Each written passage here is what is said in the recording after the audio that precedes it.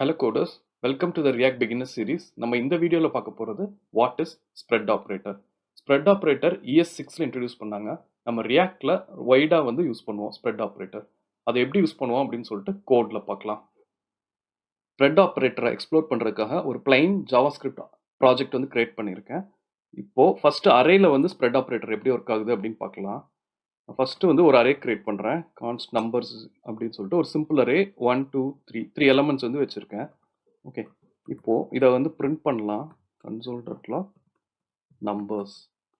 இப்போ நெக்ஸ்ட் திரும்ப என்ன பண்றோம்னா, நான் அந்த கன்சோல் லாக் இன்னொரு கன்சோல் லாக் ஆட் பண்றேன். ஆட் பண்ணிட்டு இப்போ வந்து அரே வந்து ஸ்ப்ரெட் பண்றேன். ஸ்ப்ரெட் பண்றது நத்திங் பட் 3 டாட்ஸ் வந்து ஆட் பண்றது. ஓகே, ஸோ இப்போ ஸ்ப்ரெட் பண்ணும்போது இப்போ கன்சோல் லாக் பாருங்க. இந்த ரெண்டு கேஸ்ல எப்படி ஃபர்ஸ்ட் கேஸ்ல பார்த்தீங்கன்னா அரே வந்து அப்படியே பிரிண்ட் ஆயிருக்கும். செகண்ட் கேஸ்ல பார்த்தீங்கன்னா இண்டிவிஜுவல் எலமெண்டா வந்து நமக்கு வந்து அரே வந்து இது வந்து பிரிண்ட் ஆயிருக்கும். ஸோ ஸ்ப்ரெட் ஆப்ரேட்டரோட பர்பஸ் வந்து இதுதான். அது வந்து இண்டிவிஜுவல் எலமெண்ட்ஸா வந்து நமக்கு வந்து கொடுக்கும் அரேல யூஸ் பண்ணும்போது.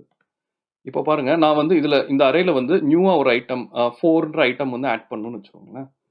இப்போ அதுக்கு முன்னாடி நான் இதை வந்து லெட்டா மாத்திடுறேன். ஏன்னா நம்ம அதை மாடிஃபை பண்ண போறோம். ஸோ இப்போ நம்பர்ஸ் அரேல இஸ் ஈக்குவல் டு நான் இப்போ இந்த அரே வந்து ஸ்ப்ரெட் பண்ணுறேன். ஓகே, ஸ்ப்ரெட் பண்ணிட்டு 4ன்ற எலமெண்ட் வந்து ஆட் பண்ணுறேன். இப்போ பாருங்க 4 வந்து ஆட் ஆயிடுச்சு இந்த அரேல. ஓகே, ஸோ நம்ம அரேல வந்து அப்பெண்ட் பண்ணுறதுக்கு நம்ம இந்த மாதிரி வந்து யூஸ் பண்ணுவோம். ஒரு இண்டிவிஜுவல் எலமெண்ட்ஸையும் வந்து அப்பெண்ட் பண்ணலாம். இப்போ அதுக்கு பதிலாக நான் இன்னொரு அரே வந்து கிரியேட் கான்ஸ்ட் நம்பர்ஸ் 1ன்னு வந்து வச்சுக்கிறேன். Is equal to 4 5 6. இப்போ 3 எலமெண்ட்ஸ் வந்து இருக்கு. இப்போ நம்ம என்ன பண்ண போறோம் அப்படின்னா, இந்த ரெண்டு அரேயும் வந்து அப்பெண்ட் பண்ண போறோம். ஸோ இப்போ நான் திரும்ப இந்த அரேவும் ஸ்ப்ரெட் பண்றேன். ஸ்ப்ரெட் பண்ணிட்டு நம்பர்ஸ் 1 அப்படின்னு கொடுக்குறேன்.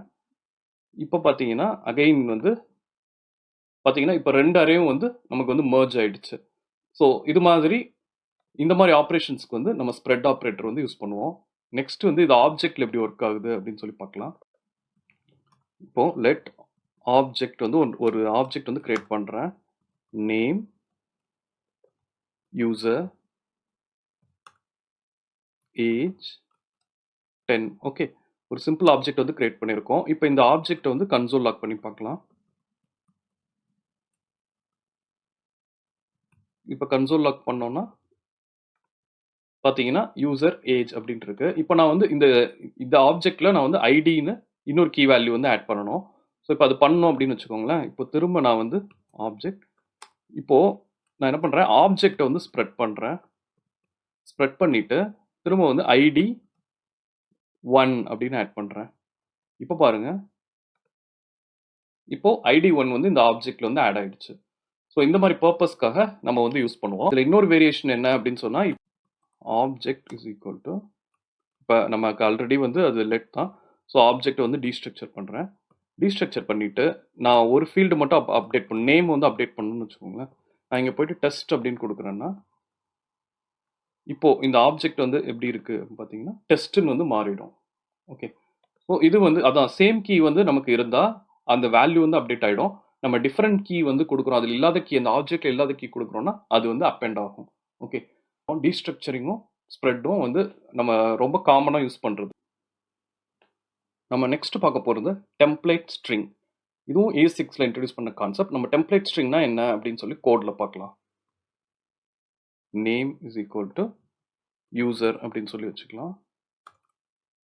Let tech is equal to react அப்படின்னு சொல்லி வச்சுக்கலாம். இப்போ பார்த்தீங்கன்னா நம்மளோட அப்ஜெக்டிவ் வந்து என்னன்னா, நமக்கு வந்து இந்த மாதிரி ஒரு மெசேஜ் வந்து வரணும். Hi user welcome to react. Sorry. So இந்த மாதிரி ஒரு மெசேஜ் வந்து நமக்கு டிஸ்பிளே ஆகணும். அது டிஸ்பிளே ஆகணும்னா நம்ம ரெண்டு விஷயம் பண்ணலாம். ஒன்று வந்து இப்போ நம்ம எழுதுற மாதிரியும் ஆட் பண்ணலாம். Hi plus name